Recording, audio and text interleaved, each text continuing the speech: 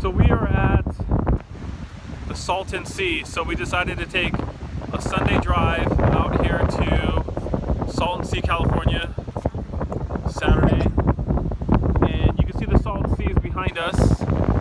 And what a really interesting place. Now, for those of you that don't know, kind of the background of the Salton Sea was that back in the early 1900s, they tried to divert a river, and essentially the river started to flood, and all of the water started flooding into this valley, and it's been here ever since. So it's been here about 100 years. There's no inlet, there's no outlet, and it's one of the largest bodies of water in North America.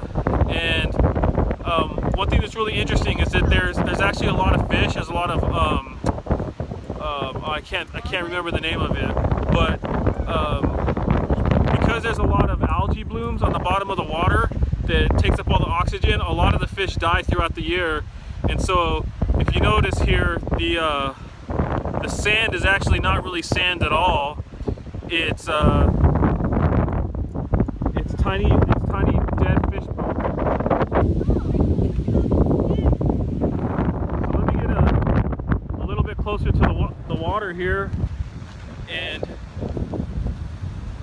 show you all. So it's like super windy day. It's super stinky.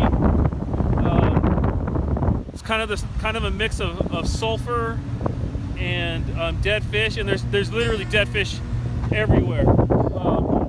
Everywhere you look, it's just death, right? So I don't know if you can see that. And the whole beach is just covered in dead fish. So I was reading, and it said that on days when it's really hot, that up to 1 million fish die here in this, it's not really a lake, this sea, every single day. And so since it's windy, it almost looks like the ocean. And it's one thing that's interesting is that back in the 1950s and 60s, this place was super popular. It's a big recreation area, and as a matter of fact, there were more visitors that came out here to this recreation area than Yosemite.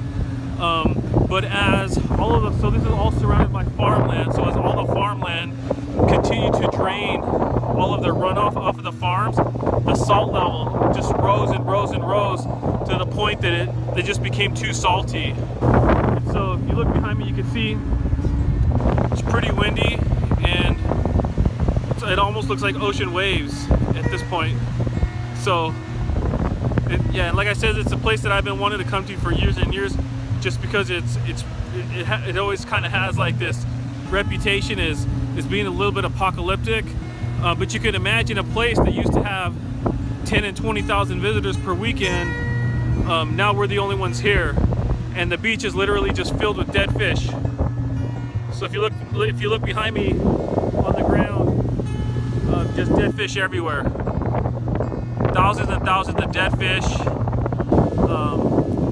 And I wish I could remember the name of these fish, but I can't remember it. And it looks like that since there's a little bit of the wind feels like to me like it's coming from the south, so it's blowing all of the water this way like a little bit of a swell, and even some of the park benches are in the water. So if you have a free Saturday or Sunday, you should come check it out.